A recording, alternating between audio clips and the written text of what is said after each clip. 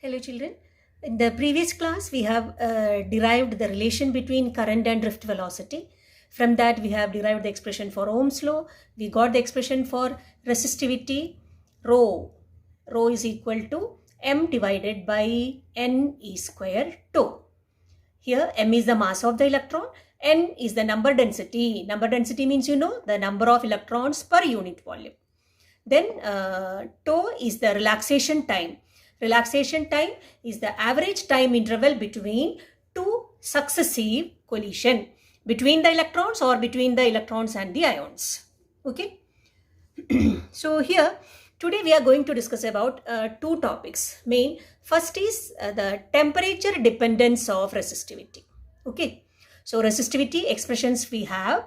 Based on that, we have to study in detail about the temperature dependence, how the resistivity varies with the temperature. Okay. So children, here from this expression for rho, we know that rho is equal to m by n e square tau. So rho is inversely proportional to n, number density, and rho is inversely proportional to relaxation time. Okay. So now coming to metals, when we discuss about metals, already there are number of free electrons are there. So number density is already maximum. In metals, number density is already maximum. Here two variable quantities are there. One is the number density, other is the relaxation time. So when you increase the temperature for metals, what will happen? Number density, of course, a little bit it will change, but the more predominant factor which changes is this relaxation time.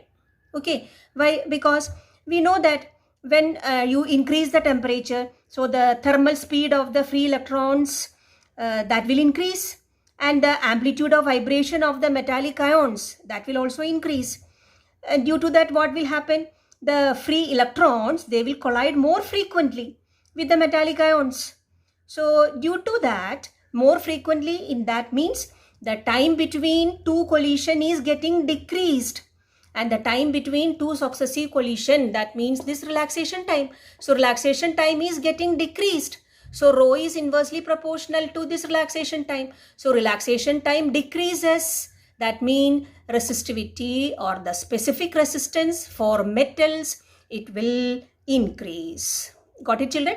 Of course, two variable factors are there, but here the change in the more predominant factor is the decrease in the relaxation time, because number density is already maximum for metals, even at room temperature.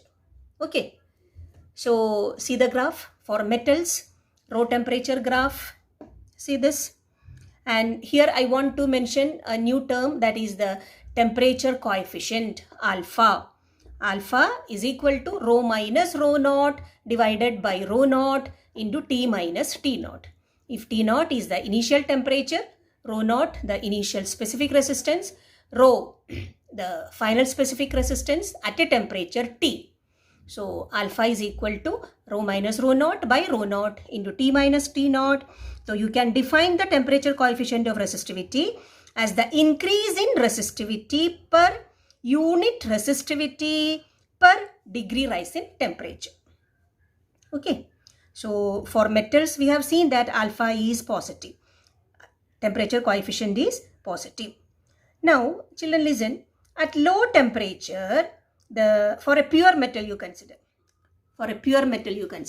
For low temperature, the resistivity of pure metal, it increases as a higher power of temperature. See this. See the variation. Higher power of temperature. Okay. And for such conductors, the temperature dependence of rho at low temperature region. See this. At low temperature, it is almost non-linear. Is it linear? No. So see the graph. Okay. This is about pure metals. Now regarding alloys. What are alloys? You know that they have, compared to metals, they have high resistivity. So this is the one graph. For example, this is the graph for nichrome, an alloy. Okay. So at absolute zero, a pure metal has a negligibly small resistivity, but see this here. small resistivity. But for alloy, see the graph? It's not zero, no?